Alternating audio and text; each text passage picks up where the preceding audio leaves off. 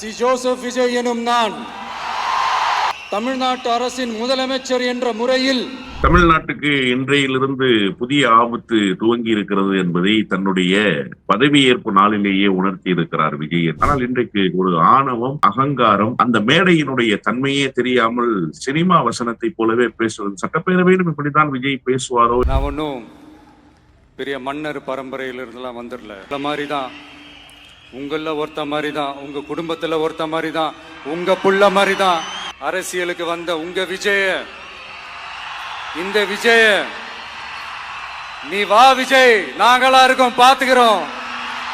விஜய் தம்பி நீ வா, நாங்க இருக்கோம். விஜய் தம்பி நீ வா, நாங்க இருக்கோம். அண்ணா நீ வாடா, நாங்களா இருக்கோம். நண்பா, பதவி பிரமாணத்தின் போது நீங்கள் எப்படி வெளிப்பட்டிருக்க வேண்டும்? கொஞ்சம் கூட பக்குவம் இல்லாமல் வெளிப்பட்டார் விஜய் என்பதுதான் விஜயினுடைய இம்மெச்சூரிட்டி என்று ஆங்கிலத்திலே சொல்வார்கள். அதை வெளிப்படுத்தியது என்றுதான் நான் பார்க்கிறேன். அதை தாண்டி தமிழ்நாட்டுக்கு ஒரு மரபு இருக்கிறது. முதலமைச்சராக இருந்தபோது அண்ணன் ஸ்டாலின் அடிக்கடி சொல்லிக் கொண்டே இருப்பார், டெல்லிக்கு தமிழ்நாடு எப்போதுமே அவுட் ஆஃப் கண்ட்ரோல் என்பார். அவுட் ஆஃப் கண்ட்ரோல் என்றால் என்ன பொருள் என்று விஜய் முதலில் உணர்ந்து கொள்ள வேண்டும். முதல் கோணம் முற்றிலும் கோணம் என்று சொல்வார்கள் அழகு தமிழிலே பேசுகிற போது. இது முதலில் கோணமாக துவங்கி இருக்கிறது, இது முற்றிலும் கோணமாகத்தான் இருக்கும். இவ்வளவு சீக்கிரமாக விஜய் வெளிப்பட்டிருக்க கூடாது. நேற்றைக்கு அந்த அறிவிப்பை பார்த்த மாத்திரத்தில் எவ்வளவு ஆகப்பெரிய மோசமான ஒரு சூழலுக்கு தமிழ்நாட்டை கொண்டு போய் தள்ள போகிறார் என்கிற விஜய் மீதான அந்த வெறுப்பு என்று சொல்லிவிடக் கூடாது. வெறுப்பு அல்ல, அவர் என்ன நமக்கு எதிரியா, அவருக்கு நமக்கு என்ன பங்காளி சண்டையா? அவருடைய புரிதலின்மை, அவருடைய புரிதல் இல்லாத அந்த செயல்பாடுகள். தேர்தல் நேரத்தில் திராவிட முன்னேற்ற கழகத்தை ஆதரித்து பிரச்சாரம் செய்ய வராத ராகுல், நாடாளுமன்ற தேர்தலின் போது என்னுடைய அண்ணன், மை பிரதர், அது அண்ணனா தம்பியா என்பதெல்லாம் அவர்தான் சொல்ல வேண்டும். மை பிரதர் என்று ஆங்கிலத்திலே பொத்தாம் பொதுவாக சொன்னார். அண்ணன் ஸ்டாலினை அடையாளப்படுத்திய ராகுல், இப்போது விஜயினுடைய பதவியேற்பு விழாவுக்கு வந்திருக்கிற ராகுல் எப்படி உருமாறி இருக்கிறார் என்பதை தமிழ்நாடு பார்க்கிறது. இதை ராகுல் உணர வேண்டும்.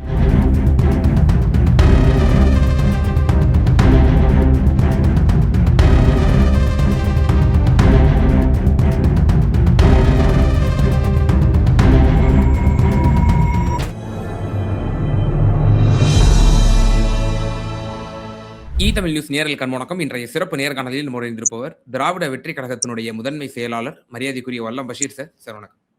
வணக்கம் சார்.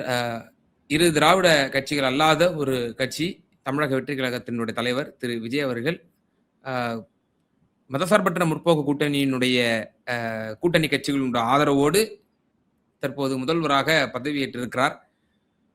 பதவியேற்றவுடனே சில அறிவிப்புகள்லாம் செஞ்சிருக்கிறாரு.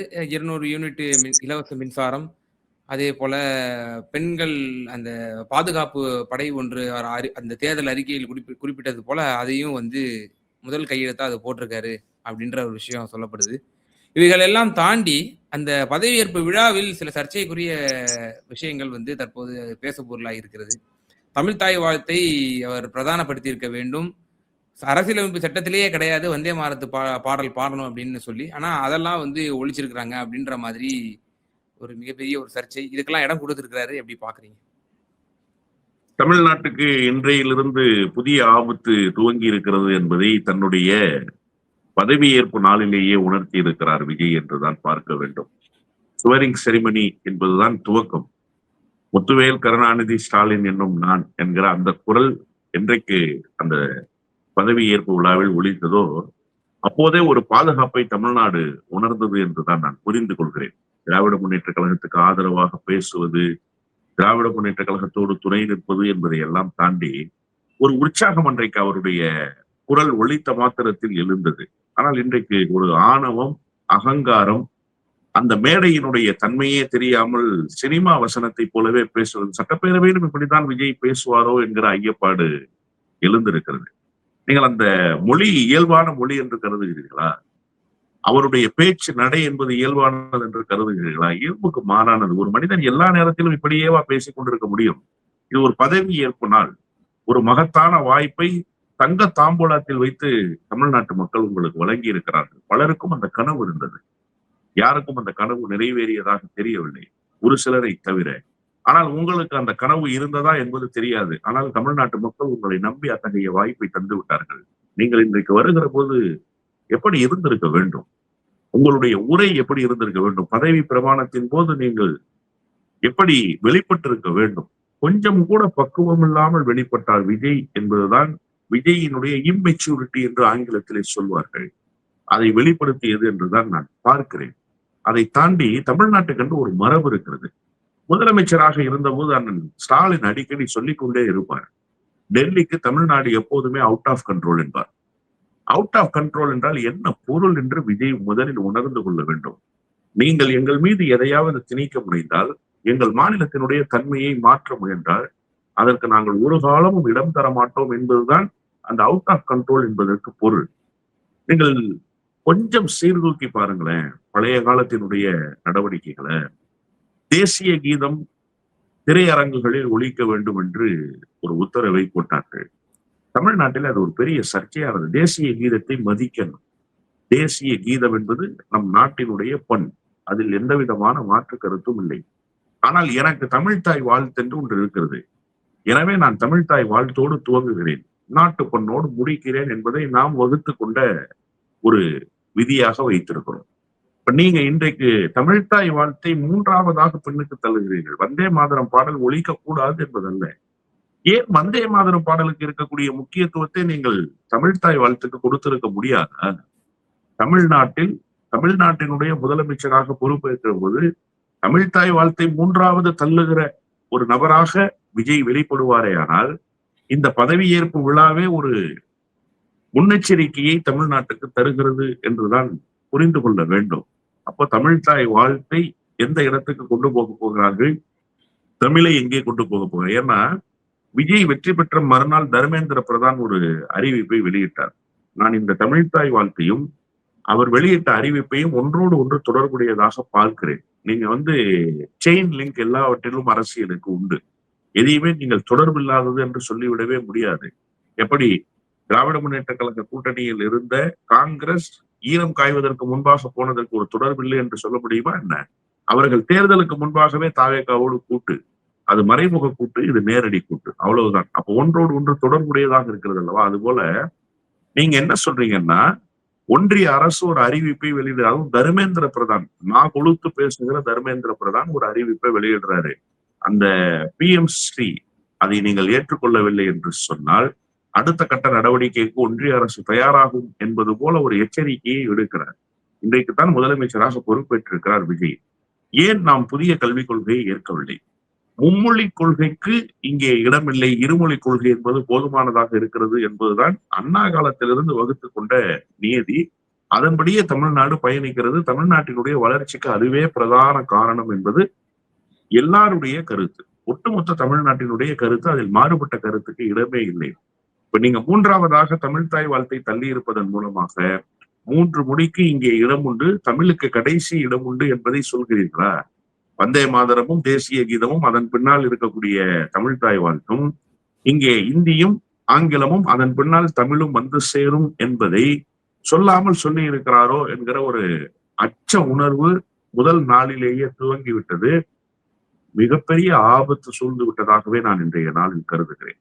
ஏனென்று சொன்னால், முதல் கோணம் முற்றிலும் கோணம் என்று சொல்வார்கள் அழகு தமிழிலே பேசுகிற போது. இது முதலில் கோணமாக துவங்கி இருக்கிறது, இது முற்றிலும் கோணமாகத்தான் இருக்கும். இவ்வளவு சீக்கிரமாக விஜய் வெளிப்பட்டிருக்க கூடாது. அண்ணன் தளபதி MK ஸ்டாலின் அவர்கள் கூட 6 மாத காலம் கெடு வைத்தார். ஆனால் 6 மாதத்துக்கு முன்பாகவே இது அம்பலப்பட்டு போகும் என்றே கருதுகிறேன். சார், இப்போ அமைச்சரவையில ஒரு 9 பேர் மட்டும் இப்போ அமைச்சர் அவையில இப்போ பதவி ஏற்றிருக்கிறாங்க. இலாக்காக்கள் இன்னும் தெளிவாக நமக்கு தெரிய வரல. நேற்று தினம் உத்தேசமாக வந்ததில் அடிப்படையில் இப்போ பிராமின் கம்யூனிட்டிக்கும் கொடுத்திருக்கிறாங்க திரு வெங்கட்ரமணன் அவர்களுக்கு. திமுகவுடைய அமைச்சரவையில் இதுவரை யாருமே ஒரு பிராமின் கம்யூனிட்டியில இருந்து வந்தது கிடையாது. இன்னும் 67ல பிராமணர் அல்லாதார ஒரு அமைச்சரவையை கட்டமைத்தது பேரறிஞர் அண்ணா. அந்த மரபை முத்தமிழறிஞர் கலைஞர் அவர்களும் திரு MK ஸ்டாலின் அவர்களுமே கடைபிடித்து வந்தார்கள். பள்ளி கல்வித்துறை கொடுக்க போறேன்றாங்க. கடந்த காலத்தில் என்னென்னலாம் பேசினாருன்னு தெரியும். நேத்துல இருந்தே இப்போ சோசியல் மீடியாவில் தங்களுடைய பயத்தை கொட்டி தீர்த்து கொண்டிருக்கிறார்கள் நெட்டிசன்கள். அதுவும் நீங்க சொன்னதனுடைய நீட்சியான ஒரு பய உணர்வோடு அணுக வேண்டிய ஒரு விஷயமா? இந்த கல்வித்துறை என்பது முதலில் ஒரே துறையாகத்தான் இருந்தது. உயர்கல்வி, பள்ளி கல்வி என்று தனித்தனி துறைகள் கிடையாது. கல்வித்துறை தான். அதை இரண்டாக பிரித்து கூடுதல் கவனத்தை பள்ளி கல்விக்கு செலுத்த வேண்டும் என்று முயற்சித்தவர் முத்தமிழறிஞர் டாக்டர் கலைஞர் தான். 2006ஆம் ஆண்டு திராவிட முன்னேற்ற கழகத்தினுடைய அரசு அமைந்ததற்கு பிறகுதான் முதல் முறையாக கல்வி இரண்டாக பிரிக்கப்பட்டு உயர்கல்விக்கென்று தனி அமைச்சகமும் பள்ளி கல்விக்கென்று தனி அமைச்சகமும். அப்பதான் இந்த சமச்சீர் கல்வியை இம்ப்ளிமெண்ட் பண்ணாங்க. கல்வியில் தலைத்தோங்கிய மாநிலம் என்கிற பெருமை ஏற்கனவே நம்முடைய தமிழ்நாட்டுக்கு இருந்தாலுமே கூட கல்வியை சீரான முறையில் எல்லா நிலையிலும் கொண்டு போய் சேர்க்க வேண்டும் என்கிற எண்ணம், கவலைப்பாடு முதலமைச்சராக இருந்த கலைஞரிடத்துல இருந்தது. அதற்காகவே குழு அமைத்தார். அந்த குழுவினுடைய பரிந்துரையை முழுமையாக ஆய்வுக்கு உட்படுத்தினார். ஆய்வுக்கு உட்படுத்தி அந்த துறையை உருவாக்கினார். எவ்வளவு முக்கியத்துவத்தை அதற்கு கொடுத்திருந்தால் அண்ணன் தங்கம் தென்னரசு அவர்களே அந்த துறைக்கு அமைச்சராகி இருப்பார் என்பதை நாம் புரிந்து கொள்ள வேண்டும். அதன் பிறகு நான் அதிமுக ஆட்சிக்குள்ள போக விரும்பல. அப்படியே நீங்க நேரடியாகவே 2021 திமுக ஆட்சிக்கு வாங்க. அன்பில் மகேஷ் பொய்யாமொழி அவர்களே அந்த துறைக்கு அமைச்சராக்கினார். அவர் எல்லா நிலையிலும் அந்த பள்ளி கல்வியை மேம்படுத்துவதற்கு மிகப்பெரிய வியூகங்களை வகுத்தார். அதுல ஒரே ஒரு செய்தி என்ன அப்படின்னு சொன்னா, பள்ளி சுற்றுலா என்று போவார்கள். அது பள்ளி மாணவர்களை ஒரு உற்சாகப்படுத்துவதற்கு. கல்வி சுற்றுலாவை வெளிநாடுகளுக்கு போய் பார்த்திருக்கீங்களா? அதுவும் அரசு பள்ளி மாணவர்களை அழைத்து கொண்டு போய் இந்த பள்ளி கல்வித்துறை அதை செய்தது. திராவிட முன்னேற்ற கழக தலைமையிலான அரசில் இருந்த பள்ளி கல்வித்துறை அதை செய்தது.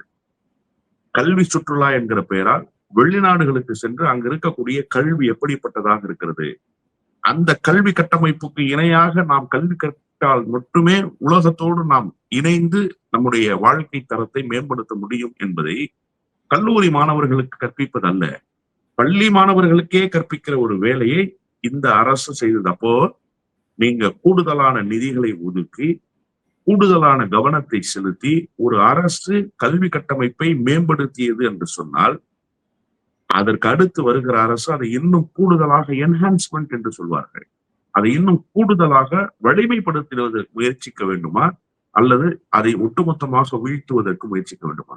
நேற்றைக்கு அந்த அறிவிப்பை பார்த்த மாத்திரத்தில் எவ்வளவு ஆகப்பெரிய மோசமான ஒரு சூழலுக்கு தமிழ்நாட்டை கொண்டு போய் தள்ள போகிறார் என்கிற விஜய் மீதான அந்த வெறுப்பு என்று சொல்லிவிடக் கூடாது. வெறுப்பு அல்ல. அவர் என்ன நமக்கு எதிரியா? அவருக்கு நமக்கு என்ன பங்காளி சண்டையா? அவருடைய புரிதலின்மை, அவருடைய புரிதல் இல்லாத அந்த செயல்பாடுகள். நீங்க கல்வி என்று கேட்டால், படிப்பு என்று கேட்டால் காதில் ஈயத்தை காய்ச்சி ஊத்து என்று சொன்னவர்கள். கல்வியை நான் கேட்பேன், எனக்கு நீ கல்வியை கொடுக்க கூடாது, என் காதல ஈயத்தை காய்ச்சி ஊத்துன்னு ஒருத்தன் சொன்னான்ல, அவரிலிருந்து ஒருவரை அழைத்து எங்களுடைய பள்ளி கல்விக்கு நீங்கள் அமைச்சராக்குகிறீர்கள். அவர் ஏற்கனவே பேசிய கருத்து இருக்கட்டும், இப்போது இருக்கக்கூடிய அறிவிப்பு, இந்த மும்மொழி கொள்கைக்கு வித்திடக்கூடிய இந்த கல்வி கட்டமைப்பை சிதைக்கக்கூடிய ஒன்றிய அரசினுடைய இந்த கொடுங்கோன்மையான ஒரு சட்டம் இருக்குல்ல, நான் அப்படிதான் சொல்லுவேன். அதை ஒட்டுமொத்த கல்வி கட்டமைப்பை சிதைக்கக்கூடிய அந்த சட்டம் இருக்குல்ல, அதை இந்த பள்ளி கல்வித்துறை அமைச்சர் எப்படி எதிர்ப்பார்? இதுக்கு அண்ணன் செங்கோட்டையனையே பள்ளி கல்வித்துறை அமைச்சராக்கி இருக்கலாமே. ஏற்கனவே அவருக்கு அந்த எக்ஸ்பீரியன்ஸ் இருக்கு, அவரையே கூட ஆக்கிட்டு போயிருந்திருக்கலாமே. ஆனா திட்டமிட்டு நானு எந்த சமூகத்திலிருந்தும் ஒருவர் வந்துவிடக் கூடாது என்பது சமூக நீதி அல்ல. ஆனால் எந்த சமூகம் மற்ற சமூகங்களை இழிவாக நடத்துகிறதோ, எந்த சமூகம் மற்ற சமூகங்களுக்கான வாய்ப்பை மறுக்கிறதோ, எந்த சமூகம் மற்ற சமூகங்களை புறந்தள்ளி தான் மட்டும் எல்லா நிலையிலும் இருக்க வேண்டும் என்று நினைக்கிறதோ, அந்த சமூகத்திலிருந்தே ஒருத்தரை கொண்டு பள்ளி கல்வியை மேம்படுத்துவதற்கு நீங்கள் அமைச்சராக்கி இருக்கிறீர்கள் என்று சொன்னால், விஜய் எவ்வளவு மோசமான நபராக வெளிப்பட துவங்கி இருக்கிறார் என்பதை நாம் நன்றாகவே புரிந்து கொள்ள முடியும். நான் அதனால்தான் துவக்கத்திலேயே சொன்னேன், ஒரு மிகப்பெரிய ஆபத்து சூழ்ந்திருப்பதை முதல் நாளிலேயே உணர்த்துகிறார் விஜய். அவர் ஒன்றும் எளிதாக கடந்து விடக்கூடிய நபராக வெளிப்பட போவதில்லை. மீண்டும் மீண்டும் நான் சொல்கிறேன், ஆக சிறந்த ஆபத்துகளை கொண்டு தமிழ்நாட்டுக்கு சேர்க்கக்கூடிய வேலை. இன்னும் சொல்ல வேண்டும் என்று சொன்னால், எடப்பாடி பழனிசாமியை விட மோசமான மனிதராக வெளிப்படுவதற்கு விஜய் தயாராகி இருக்கிறார் என்பதைத்தான் இன்றைய இந்த அமைச்சரவையினுடைய அறிவிப்பு, அவர் இந்த பதவியேற்பு விழாவில் நடந்து கொண்ட விதம், அங்கே ஒலிக்கப்பட்ட தமிழ்த்தாய் வாழ்த்து, அவர் அந்த மேடையில் வீராவேசமாக பேசியது, இவையெல்லாம் ஒட்டுமொத்தமாக தமிழ்நாட்டுக்கு காட்டப்பட்டிருக்கிற சமிக்ஞை. ஆனால் பள்ளி கல்வியை சிதைத்து விட்டால் அது 5 ஆண்டு காலம் மட்டுமல்ல, அது இன்னொரு 25 ஆண்டு காலத்துக்கு எதிரொலிக்கும். இந்த மாணவர்களை மெல்ல மெல்ல கல்வியில் மேம்படுத்திய தலைவர்களை பெற்ற மாநிலம் இந்த மாநிலம். மதர் தெரேசா என்கிற அந்த பெருமாட்டிக்கு பெயரை சூட்டி இங்கே ஒரு பல்கலைக்கழகத்தை துவங்கினார் எம்ஜிஆர். நீங்க வேற எந்த ஊர்லயும் அப்படி பல்கலைக்கழகம் கிடையாது. மதர் தெரசாவின் பெயரால் பெண்களுக்கென்று தனி பல்கலைக்கழகத்தை இந்தியாவில் முதல் முறை உருவாக்கியவர். நான் 2 கட்சிகளுக்கும் இதுல பங்கு இருக்குன்னு சொல்றதுக்காக சொல்றேன் அந்த செய்தியை. அதே போல கிராமப்புற மாணவர்கள் கல்வி பயில்வதற்கு நகர்ப்புறங்களை நோக்கி வர வேண்டும் என்பதற்காக இலவச பஸ் பாஸ். நான்லாம் இலவச பஸ் பாஸ்ல போய் படிச்சவன். இலவச பஸ் பாஸை கொடுத்தவர் கலைஞர். அது எவ்வளவு பெரிய தாக்கத்தை ஏற்படுத்தியதுன்னு கிராமப்புறத்திலிருந்து நகரத்துக்கு வந்து படித்த மாணவர்களுக்கு மட்டும்தான் தெரியும். அன்னைக்கு 50 பைசான்றது நம்ம அப்பா கிட்ட போய் காலைல கேட்கணும், 50 பைசா கொடுங்க, ₹1 கொடுங்கன்னு. அந்த நிலை இல்லாமல் செய்து நான் பாட்டுல பாச தூக்கி பாக்கெட்ல வச்சுக்குவேன், ஸ்கூல் பேக் எடுத்து போய்கிட்டே இருப்பேன். அப்போ கல்வியை எந்த நிலைக்கு கொண்டு வந்து சேர்ப்பதற்கு பாடுபட்டதோ 50 ஆண்டு காலமாக இந்த அரசுகள், கிராமப்புறங்கள் தோறும் ஊராட்சி ஒன்றிய தொடக்க பள்ளிகள், கிராம ஒன்றியங்கள் தோறும் நடுநிலை பள்ளிகள், மேல்நிலை பள்ளிகள், உயர்நிலை பள்ளிகள், இப்படி எவ்ரி 4 கிலோமீட்டர்ஸ்னு ஒரு பேராமீட்டர் வச்சிருக்காங்க. ஆனா எவ்ரி 3 கிலோமீட்டர்ஸா அது மாறிடுச்சு. கல்விக்கு அவ்வளவு முக்கியத்துவத்தை தந்து இந்த அரை நூற்றாண்டு காலத்தில் கல்வியை செம்மைப்படுத்தி பள்ளி கல்வியை மேம்படுத்தி இன்றைக்கு கற்றல் என்பது எல்லா நிலைக்கும் போய் சேர்ந்திருக்கு. படிக்காத பிள்ளைகள் இருக்காங்களா இன்னைக்கு வீட்டுல? எந்த பிள்ளையாவது ஸ்கூல் போலன்னு தமிழ்நாட்டுல ஒரு பிள்ளைய நீங்க காட்ட முடியுமா? இல்லை. ஆனால் இதை சிதைத்து போடுகிற ஒரு செயல் திட்டத்தோடு விஜய் செயல்பட துவங்கி இருக்கிறாரா என்கிற பதைப்பை நினைக்கிற போது ஒரு நிமிஷம் அப்படியே இதய துடிப்பு நின்றுச்சும்பாங்கல்ல, அப்படிதான் இருக்கு. இந்த அமைச்சரினுடைய பெயரும் இவர் வகுக்க போகிற திட்டங்களும் எப்படிப்பட்டதாக இருக்குமோ என்கிற அந்த பயம் இப்போதே அந்த மாணவர்களினுடைய எதிர்காலம் குறித்த கவலைக்குள்ள செய்கிறது. விஜய் எதை வேண்டுமானாலும் செய்யட்டும், அதை எதிர்ப்பதற்கு, அதை எதிர்கொள்வதற்கு நாம் தயாராக இருக்கிறோம். ஆனா விஜய்க்கு உண்மையிலேயே ஒரு வேண்டுகோள், எனக்கு என்ன சொல்வதென்றே தெரியவில்லை. இந்த கல்வி கட்டமைப்பை மட்டும் சிதைத்து விடாதீர்கள். இந்த மாணவர்களினுடைய கல்வி கனவில் மட்டும் மண்ணை அள்ளி போட்டு விடாதீர்கள். அதற்கான பெரும் பாவத்தை நீங்கள் தூக்கி சுமக்க வேண்டி வரும். அரை நூற்றாண்டு காலம் செம்மைப்படுத்தி இருக்குல்ல ஒரு அரசு, 2 கட்சிகள் சேர்ந்து செம்மைப்படுத்தி இருக்காங்கல்ல, இது ஒரு நெடுந்தூர பயணம். ஒரே நாளில் ஏற்பட்டதல்ல இந்த மாற்றம். இந்த மாற்றத்தை சிதைத்து போட்டு விடாதீர்கள். தயவு கூர்ந்து மாணவர்களினுடைய கனவுகளை சிதைத்து விடாதீர்கள். மிகுந்த கவனத்தோடு செயல்படுங்கள். இந்த துறையை மட்டும் வேறு ஒருவருக்கு மாற்றி விடுங்கள். இந்த துறையை மேம்படுத்துவதற்கு மட்டும் எல்லா வகையிலும் முயற்சி செய்யுங்கள். காலம் உங்களை வரவு வைத்துக் கொள்ளும். அவ்வளவுதான் நான் சொல்ல விரும்புகிறேன். திராவிட இயக்க பாரம்பரியத்திலிருந்து வந்த நீங்கள் உங்களுடைய அந்த ஒரு அச்ச உணர்வையும் உங்களுடைய அந்த ஒரு வேதனையையும் இதன் மூலியமா நீங்க வெளிப்படுத்திருக்கீங்க அப்படின்னு என்னால புரிஞ்சிக்க முடியுது சார். எனக்கு இறுதியான ஒரே ஒரு கேள்வி சார். இப்போ இவ்வளவு விஷயங்கள் நடந்திருக்கு. திரு ராகுல் காந்தி அவர்கள் இதுல பங்கேற்றிருக்கிறது ஒரு கவனம் பெற்ற ஒன்றாக இருக்கிறது. பல விஷயங்கள் நடந்திருக்கு. அதுவுமே மரபுக்கு மாறான செயல். அவரு உளவு விஜய்க்கு என்கரேஜ்மெண்ட் கொடுக்கிறாரு. அதை எப்படி நீங்க பாக்குறீங்க? நிறைவான கருத்து. இந்த கூட்டணி ஆட்சி அவர்களும் அங்கம் வகிக்க போகிறார்கள் என்கிற செய்தி ஏற்கனவே கிடைக்கப்பட்டது. ஆனா செல்வ பெருந்தகை சொன்னாரு, ஒரு ராஜ்யசபாவும் 2 மந்திரியும் கேட்டிருக்கோன்னு. ஆனா இன்னைக்கு அறிவிக்கப்பட்ட பட்டியலில் காங்கிரசினுடைய பெயர் நான் பார்த்தவரை இல்லை. ஒருவேளை காங்கிரஸ் ஏமாற்றப்பட்டிருக்கிறதா அல்லது அடுத்த பட்டியலில் காங்கிரசுக்கு இடமளிக்க போகிறார்களா என்பதை எல்லாம் பொறுத்திருந்துதான் பார்க்க வேண்டும். ஆனால் தேர்தல் நேரத்தில் திராவிட முன்னேற்ற கழகத்தை ஆதரித்து பிரச்சாரம் செய்ய வராத ராகுல், நாடாளுமன்ற தேர்தலின் போது என்னுடைய அண்ணன், மை பிரதர், அது அண்ணனா தம்பியா என்பதெல்லாம் அவர்தான் சொல்ல வேண்டும். மை பிரதர் என்ற ஆங்கிலத்திலே பொத்தாம் பொதுவாக சொன்னார். அண்ணன் ஸ்டாலினை அடையாளப்படுத்திய ராகுல் இப்போது விஜயினுடைய பதவியேற்பு விழாவுக்கு வந்திருக்கிற ராகுல் எப்படி உருமாறி இருக்கிறார் என்பதை தமிழ்நாடு பார்க்கிறது. இதை ராகுல் உணர வேண்டும். நீங்க ஒரே 2 ஆண்டு காலம்தான். 2024 நாடாளுமன்ற தேர்தலில் மை பிரதர் இனிப்புகளை வாங்கி பகிர்ந்து கொள்கிற இடத்தில் அண்ணன் மு.க. ஸ்டாலின். 2026 சட்டப்பேரவை தேர்தலில் திமுகவை ஆதரித்து பிரச்சாரம் இல்லை, காங்கிரஸை ஆதரித்து மட்டுமே பிரச்சாரம். திமுகவுக்கு ஆதரவாக ஒரு இடத்தில் குரல் கொடுக்கவில்லை, ஒரு இடத்தில் பேசவில்லை.